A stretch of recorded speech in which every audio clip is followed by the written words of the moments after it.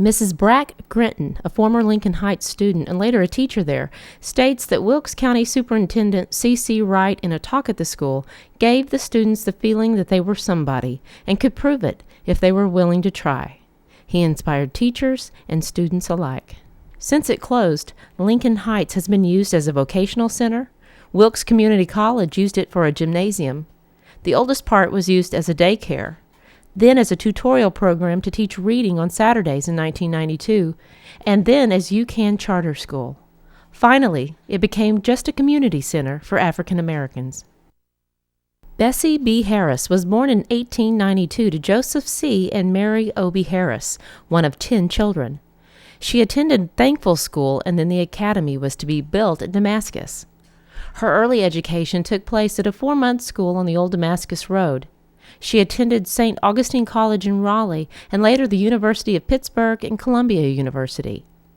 In July 1936, Miss Harris began Camp Joe Harris, named for her father, a camp for African American girls, and operated it in her father's honor until 1964. Well, now, I believe you said, too, that the camp covers, what, roughly 16 acres, is it, the campsite?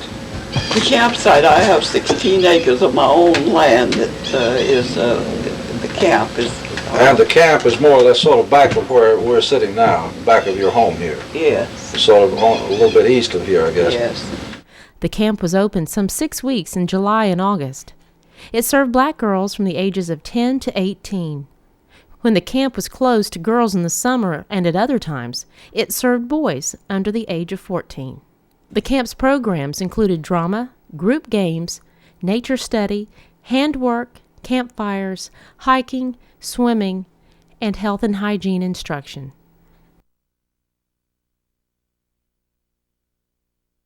Lady Sarah Lou Harris Carter was one of the first black women to break the color barrier in magazine fashion modeling.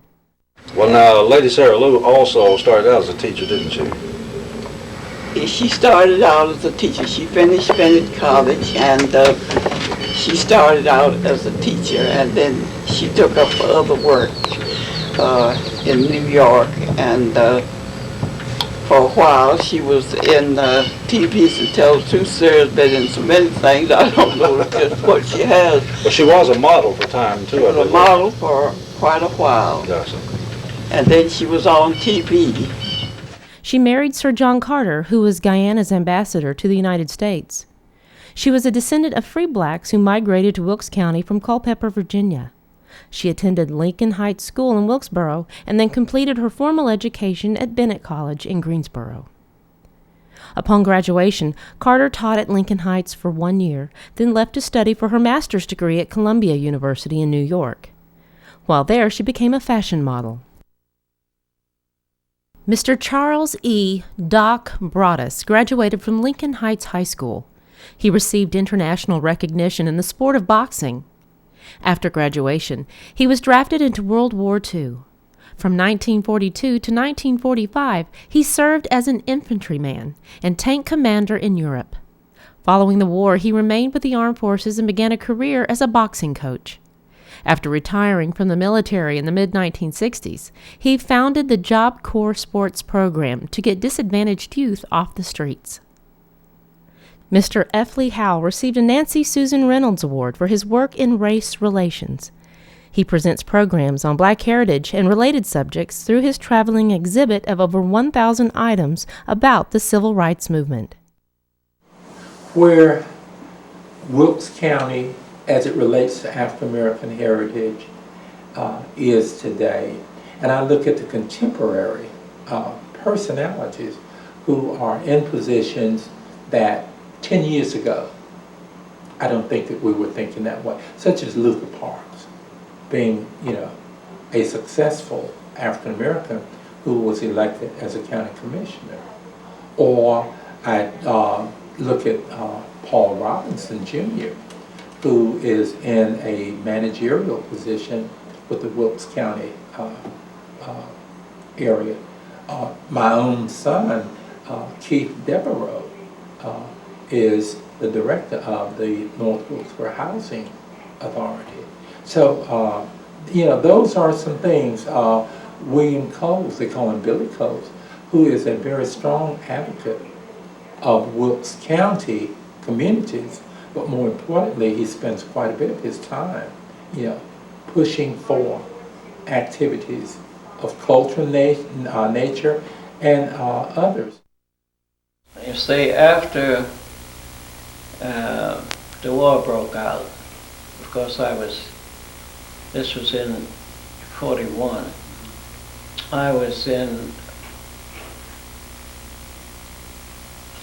Fort Meade, Maryland. And from there, I went back to New York to Fort Slocum. And I worked there as under the Civilian Investigating Division, better known as the CID. Yeah. So I stayed there until the war ended, 6 years. And from there, I went into the United Nations. They sent me, in fact, they solicited me to come to the United Nations to the military division. But as things go, when I went there to take over my job with the military division, the man who was in charge of it had just been shipped to Europe, somewhere in Europe. And of course I said, well, now, I don't know when he's coming back. Like with the Army, you never know what's going to happen, because they get one in today and ship another one out tomorrow. Right. So I wound up going into UN security. And of course, that lasted over a period of 23 years. But in the meantime, I joined the United Nations singing group. And of course, with that, took me most all over the world. There, I guess, about everywhere except Russia and China. It's one thing that impressed me in England. There was very little coffee. You can't depend on getting a cup of coffee like you go in here, and they will have tea. Spot of tea. Of course, tea is in the morning. I was amused at the place that I stayed. Sometime I didn't get in until maybe 1 or 2 o'clock in the morning, and by 7 o'clock they'd be knocking on my door with tea and crumpets. In Wales, I noticed there that one of the things, everybody seemed to eat butter. Butter seemed to be one of their prime diets. Did you play the athletics? No, at that time, I drove the school bus. Oh, okay. And lived in Roan River, It was a long way out. Long way out, and at that time, we just had one car. That was a pickup, and that was just like pulling our teeth to get his truck to come back up here, But no, I didn't play. I wanted to play sports. I guess it's for a good reason. I drove the school bus. Well, the first project was the Lincoln Heights Recreation Association. What was that all about? Do you remember? That Lincoln Heights Recreation, that brought in, what comes to my mind is a daycare center. And then the next thing come along with the sewing classes. And Mother's Aid came along as the third group. But let's go back to the daycare center. The daycare center was to be there for mothers like myself who wanted to go to work. And the only way you could go to work is find someplace decent for your children to stay. And so the daycare center had to be. And when I started working for Brock, That's one of the things that came to my mind. I gotta get a daycare center, no, I can't work. So getting around talking to people, low-income people, and talking to them, some of them was having the same problem as well as finding a job. And so we organized the daycare center with mothers, working mothers. And we took the money that we took money and give it to the teachers who were there. We helped some with the food. We brought our own cots. We organized under the Brock Agency with the knowledge. At first we didn't have the knowledge of really knowing how to organize. So Brock gave us the knowledge to do all of these things, to organize and to organize it into the area in the way that you want it to go. Right. The first week I got was working at Wilkesboro Tannery. And I worked there. That was my first job.